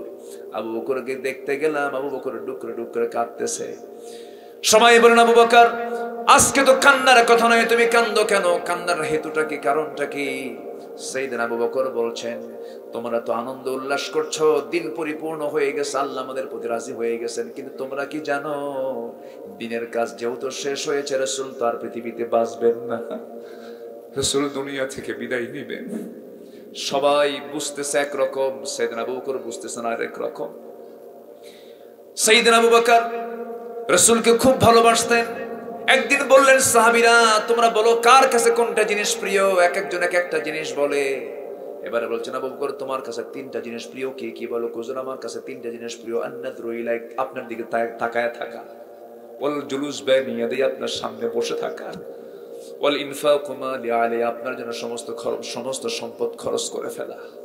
যেরকম সুবহানাল্লাহ। কেন দাম হবে না তার? কেন মর্যাদা হবে না তার? এইরকম করে সাহাবে কেরাম যত ছিলেন, সমস্ত সাহাবীরা রাসূলকে ভালোবেসেছেন জীবনের চাইতে কম না বেশি? কম না বেশি? শেষ পর্যন্ত আমার নবীজি পেটে পাথর বেঁধেছেন, কেউ দেখেনি। উপরে কাপড় তো কেউ দেখেনি, কিন্তু একজন নবীজির খুব কাছের সাহাবী জাবির রাদিয়াল্লাহু তাআলা আনহু, তিনি অনুমান করছেন, তিনি দেখে ফেলেছেন নবীজির পেটে পাথর বেঁধেছেন। কাছে এসে বলছেন, ইয়া রাসূলুল্লাহ, আপনার পেটে পাথর কেউ দেখেনি, আমি দেখেছি। প্রচন্ড ক্ষুধা লেগেছে আপনার, আমি বাড়ি যাচ্ছি, আপনার জন্য একটা ব্যবস্থা করব। বাড়িতে চলে গেছেন, বউকে বলছেন, বউ আমার কি করা যায়, ছোট্ট একটা ছাগি আছে, জবহ করেন। রসুলকে কানে কানে বলবেন, রসুল যেন একা চলে আসেন আমার বাড়িতে, ছোট্ট ছাগল তো। রসুলকে রুটি দিয়া ছাগলের গোশত খাওয়ায় দেব, নবীজির প্রিয় খাবার ছিল এটা। এমন সময় জাবির রাদিয়াল্লাহু আনহু নবীর কাছে আসলেন, কানে কানে বলছেন, ইয়া রাসূলুল্লাহ, আপনার অবস্থা দেখে আমার ভালো লাগছে না। আপনাকে আমি কানে কানে বলে যাচ্ছি, হুজুর আপনি আমার বাসায় আসবেন, আপনার জন্য ছোট্ট একটা ছাগি জবাহ করেছে, আপনি খাবেন। আমার নবীজি খুব খুশি হলেন, সঙ্গে সঙ্গে দাঁড়িয়ে গিয়ে বলছেন, সাহাবারা তোমরা কি জানো জাবিরের বাড়িতে ছাগলের জবাহ হয়েছে, সবাইকে দাওয়াত। জাবির মনে মনে কয়, কি করব আমি, ছাগল তো 4 থেকে 5 কেজি, এই কোন মুসিবতে পড়লাম। আমার নবীজি হাসতেছেন। জাবির চিন্তা করো কেন না হুজুর, চলে গেছেন বাড়িতে। বাড়িতে গিয়ে বলছেন, বউ আমার, সব সাহাবী তো আমার বাড়িতে আসতেছে, রওনা দিয়েছে। স্ত্রী বলছেন, আমি তো আপনাকে বলেছিলাম রাসূলকে কানে কানে বলবেন। কানে কানে ঠিকই বলছে, কিন্তু কাম হয় না, কারণ রাসূল তো একা খাওয়ার বান্দা না। রাসূল তো একা কোনো কিছু খান না, আগে খাওয়ানোর পরে খান। আর আজকের নেতাগুলো খায় না খাওয়ায়। হ্যাঁ, যত রক্ত লাগে দেব, প্রয়োজনে লোক পাঠাবো, আমি যাব না, ঠিক কিনা? আমার নবীজি করলেন কি, সব সাহাবীকে নিয়ে চলে গেছেন। সব সাহাবীকে নিয়ে চলে গিয়ে জাবিরের বাড়ির দরজায় দাঁড়ায় আছেন। বলছেন, জাবির ভয় করো না, চিন্তা করো না, তোমার বউকে শুধু বলো বন্টনের দায়িত্ব যেন কাউকে না দিয়ে বন্টন করার দায়িত্ব যেন আমাকে দেওয়া হয়। আমার নবীজির সেদিন মাথার চুলে ধুলা দিয়ে ভরা, কাপড়গুলো ধুলা দিয়ে ভরা। রাসূল খন্দকের পরিখা খনন করতে করতে, কোদাল মারতে মারতে নবীজির কোমর কুঁজা হয়ে গেছে। একদিকে পেটে খাবার নাই, আরেকদিকে কোমরটা কুঁজা হয়ে গেছে। আমার নবীর ওই যে কোমর কুঁজা হয়ে গিয়েছিল, 3 মাইল লম্বা সেই পরিখার খনন করতে গিয়া ওই যে কোমরটা কুঁজো হয়ে গিয়েছিল, মৃত্যুর দিন পর্যন্ত আমার নবীজি কোমর সোজা করে আর কখনো দাঁড়াতে পারেন নাই। উহুদের ময়দানে দিন কায়েম করতে গিয়ে দাঁত ভেঙে গিয়েছিল, সেই দাঁত ভাঙ্গা ইসলাম, সেই কোমর ভাঙ্গা ইসলামকে বিজয়ী করার জন্য সেই সুন্নাতগুলো মানার দরকারও আমারও আপনার আছে না নাই? আসতে বলবেন না, আছে না নাই? আমার নবীজি বললেন, জাবির আমাকে তুমি বন্টনের দায়িত্ব দিয়ে দাও। রাসূল করলেন কি, সেই যেই পাত্রে ছাগলের রান্না বান্না হয়েছে, সেই ডেকচির উপরের যে ঢাকনা, সেই ঢাকনা তিনি খুললেন না, অন্য কোথাও তিনি বাড়লেন না। আস্তে করে সেখান থেকে কিছু গোশত দিচ্ছেন, রুটির জায়গা থেকে কিছু রুটি দিচ্ছেন। 600 সাহাবী তৃপ্তি ভরে খাওয়া দাওয়া করলেন, চুল পরিমাণ গোশত রুটি কমে নাই। যেরকম সুবহানাল্লাহ। নবীজির স্পেশাল খবর রেখেছেন জাবির, এই জন্য নবীজিও আল্লাহর পক্ষ থেকে স্পেশাল তার জন্য করেছেন। আল্লাহু আকবার বলেন। নবীজি পেটে পাথর বেঁধেছেন, কেউ দেখেই নাই, কিন্তু কার চোখে ধরা পড়ছে? ওই সাহাবীর চোখে। বাপ মারা গেছে জাবির রাদিয়াল্লাহু আনহু, কিছু ঋণ নিয়ে মারা গেছে, ঋণ রেখে। সব ঋণদাতারা চলে আসছে জাবিরের কাছে, জাবির তোমার আব্বার এইগুলো ঋণ আছে, আমি দেব কোন জায়গা থেকে? নবীর কাছে পরামর্শ করতে আসছেন, হুজুর আমার আব্বার কিছু ঋণ আছে, কিন্তু খেজুর বাগানে যে খেজুর আছে এই দিয়ে শোধ হবে না। রাসূল বলেন, জাবির তুমি বিপদে পড়ছো, তুমি আমার কত কাছে, আমাকে তোমার বাগানে নিয়ে যাও। রাসূল গেলেন বাগানে, একদিক দিয়ে ঢুকলেন, আরেক দিক দিয়ে বের হলেন। এত পরিমাণ বাগানে খেজুর দিয়ে ভরে গেল, ওই খেজুর দিয়া ঋণ তো শোধ হয়েছেই, আরো খেজুর রয়ে গেছে। মদিনার দিকে রাসূল ফিরতেছিলেন সাহাবে কেরামকে নিয়ে, কোন এক অভিযান থেকে ফেরার পথে। উটের পিঠে চড়া জাবির রাদিয়াল্লাহু তাআলা, তার উটটা ছিল বুড়া। কি উট ছিল? বুড়া উট। তো বুড়া উটে চড়ছেন, উটটা নড়ে না, চড়ে না, খালি পিছে থাকে। জাবির বলছেন, হুজুর সবাই তো আগে আগে যায়, আমার উট তো বুড়া, নড়ে না, যে দোয়া করে দেন। রাসূল বলেন, এইদিকে নিয়ে আসো। রাসূল বলতেছেন, এইদিকে নিয়ে আসো। ছোট্ট লাঠি দিয়ে মারছেন ঘুতা, কি করছেন? গুতা মারছেন। উট এমন জোরে যাওয়া শুরু করছে, সবার উট পিছে, জাবিরের উট সবার আগে। মদিনায় পৌঁছার পর রাসূল বললেন, জাবির, উটটা কি বেচবা? উনি মনে মনে ভাবলেন, বুড়া উট রেখে কি করব, বেচে দিই। রাসূল কিনে নিলেন, টাকাও দিলেন। কিছু দূরে যেতে না যেতে পিছন থেকে বলছেন, জাবির, আমি তোমাকে টাকা দিলাম, এতে আমি তৃপ্ত না, আমি তোমাকে আবার উটটা ফেরত দিতে চাই, এটাই আমি বেশি খুশি। জোরে বলেন সুবহানাল্লাহ। বিশ্ব নবী কি ছিলেন আমার! আসুন না সে বিশ্ব নবীর সুন্নাহগুলোকে আমাদের জীবনে আমরা ফলো করি। জোরে বলি ইনশাআল্লাহ। নামাজ কাজা করব না। রাজি আছেন তো সবাই? যুবকরা, আমি আজকে একটা কমিটি করে দিয়ে গেলাম। এই গ্রামের যুবকদের প্রত্যেকের জন্য নামাজ বাধ্যতামূলক করার জন্য গ্রামের কিছু যুবকরা একটা কমিটি গঠন করবে। সেটা হলো 5 ওয়াক্ত নামাজ বাস্তবায়ন কমিটি। জোরে বলেন ইনশাআল্লাহ। সেটা কি একা না জামাতে? জামাতে। 5 ওয়াক্ত নামাজ বাস্তবায়ন কমিটি, যেন সবাই যেন গ্রামের নামাজ পড়তে পারে। এমন কমিটির সভাপতি যিনি হবেন তার নাম্বারটা আমাকে দিবেন, আমি যোগাযোগ করবো তার সাথে। আল্লাহ তুমি এই যুবকদেরকে এই খেদমতে আঞ্জাম দেওয়ার তৌফিক দাও। শুধু মাহফিল কমিটি হবে না, নামাজ বাস্তবায়ন কমিটি হবে ইনশাআল্লাহ। বলেন ইনশাআল্লাহ। বলেন আল্লাহ কবুল করুন।